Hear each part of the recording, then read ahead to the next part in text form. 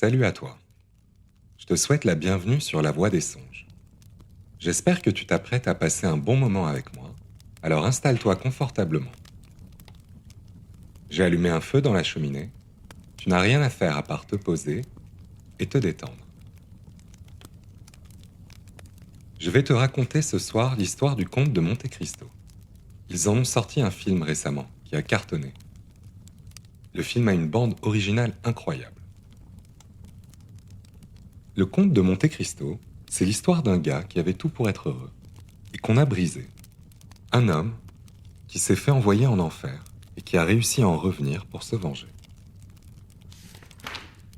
Tout commence à Marseille en 1815. Edmond Dantès, 19 ans, revient de voyage. Il est aimé de tous et son patron veut le nommer capitaine du Pharaon, le navire sur lequel il travaille.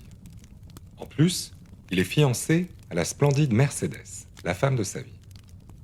Il a aussi un père, assez pauvre, mais fier de lui, avec qui il entretient une très belle relation. En bref, tout va bien. Mais 3 hommes jaloux de son entourage complotent contre lui. Il y a d'abord Danglars, son collègue, qui voulait sa place de capitaine. Puis Fernand, son ami, fou amoureux de Mercedes. Et enfin Caderousse, un loser, envieux et lâche. Pour te situer le contexte politique français de l'époque, Napoléon vient d'être condamné à l'exil et Louis XVIII règne sur le trône de France. Les 3 jaloux écrivent alors une fausse lettre de dénonciation. Edmond serait un agent de Napoléon. C'est un peu l'équivalent d'être un terroriste pour l'époque. Et là, malchance, Edmond transporte vraiment une lettre. Son capitaine mourant lui a confié. Il ne sait pas ce qu'elle contient, mais elle est adressée à Noirtier, un ancien bonapartiste. Et comble de l'histoire, le procureur chargé d'interroger Edmond, Gérard de Villefort, n'est autre que le fils de Noirtier. Contrairement à ce qu'on pourrait croire, cela n'arrange pas du tout Edmond, car Villefort comprend que si cette lettre sort et qu'on apprend que son père est bonapartiste, son propre nom sera sali, sa carrière ruinée. Alors, Gérard de Villefort brûle la lettre et fait enfermer Edmond pour faire taire la vérité, en sachant très bien qu'il est innocent.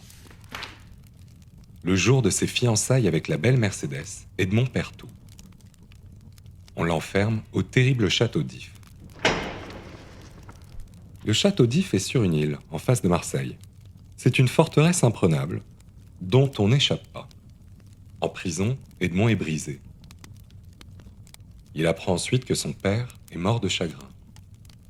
Que Mercedes, sa fiancée, a finalement épousé Fernand. Il n'a plus rien. Les années passent, jusqu'au jour où il entend un bruit. Quelqu'un creuse un tunnel. C'est l'abbé Faria, un vieux prêtre savant. Il devient alors comme un père pour Edmond et lui apprend tout. Les langues, la science, la stratégie. Il lui révèle aussi 2 choses. Petit à petit, il parvient à lui ouvrir les yeux sur qui l'a trahi et pourquoi. Enfin, il lui apprend l'existence d'un trésor, caché sur l'île de Monte Cristo. Plusieurs années plus tard, quand Faria meurt, Edmond tente le coup de bluff de l'année et prend sa place dans le sac mortuaire.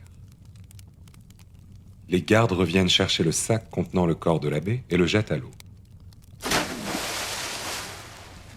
Edmond réussit à sortir du sac et nage jusqu'au rivage, retrouvant ainsi sa liberté. Après 14 ans de prison, Edmond se rend sur l'île dont lui avait parlé l'abbé Faria et met la main sur le trésor. Il renaît alors sous une nouvelle identité, le mystérieux comte de Monte Cristo. Il a désormais une seule idée en tête, se venger. À Paris, il retrouve ses ennemis. D'abord Danglars, son ancien collègue devenu un richissime banquier. Fernand, désormais le mari de Mercedes, est un général respecté qui a fait ses preuves sur différents champs de bataille. Villefort est aujourd'hui un procureur puissant. Et enfin Caderousse est toujours aussi médiocre. Un par un, Edmond se met en tête de les faire tomber. Danglars est tellement obsédé par l'argent que le comte utilise sa propre fortune pour l'attirer sur de faux placements et sur des marchés truqués. Danglars investit massivement. Et puis, le dénouement, il perd tout. Ruiné, abandonné, il finit mendiant, seul. Quant à Fernand, le mari de Mercédès, qui avait bâti sa gloire sur la trahison. En Orient, il avait vendu son protecteur Ali Pacha aux Turcs contre de l'or. Ali Pacha fut tué et sa femme massacrée. Sa fille Haïdé a été réduite en esclavage. Edmond retrouva Haïdé, la racheta et la fit témoigner devant toute la société parisienne. Mercédès et Albert, le fils de Fernand, entendirent toute l'histoire. En un instant, Fernand perdit sa famille, son nom et son honneur. Incapable de supporter la honte, il mit fin à ses jours. Villefort, quant à lui, fut frappé au cœur de sa propre maison. Son vieux secret ressurgit. Jadis, il avait eu un enfant illégitime avec Madame Danglars, la femme du banquier. Ce bébé, Villefort avait essayé de le tuer, mais l'enfant avait survécu. Devenu criminel, Benedetto revient l'accuser publiquement. La femme de Villefort, c'était pire. Obsédée par l'héritage de leur enfant, elle empoisonna différents membres de leur famille et de leur entourage pour s'assurer que leur fils hériterait de la plus grosse part possible.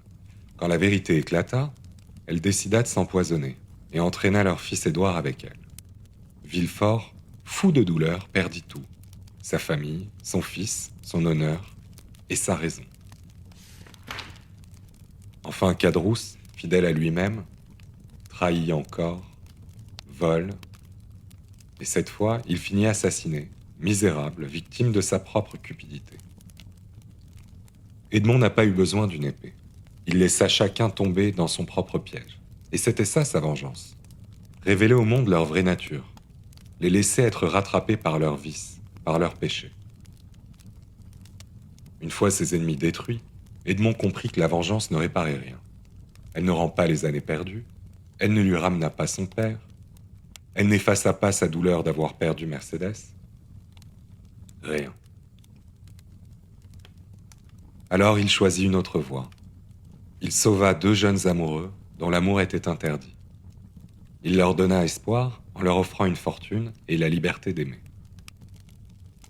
Puis il partit avec Haïdé, la fille d'Ali Pacha, loin pour recommencer autrement. Et avant de disparaître, il laissa un dernier message, une leçon de vie. Attendre et espérer, comme il l'a fait 14 ans au château d'If. Merci d'avoir passé un moment avec moi. J'espère que l'histoire t'a plu. À bientôt.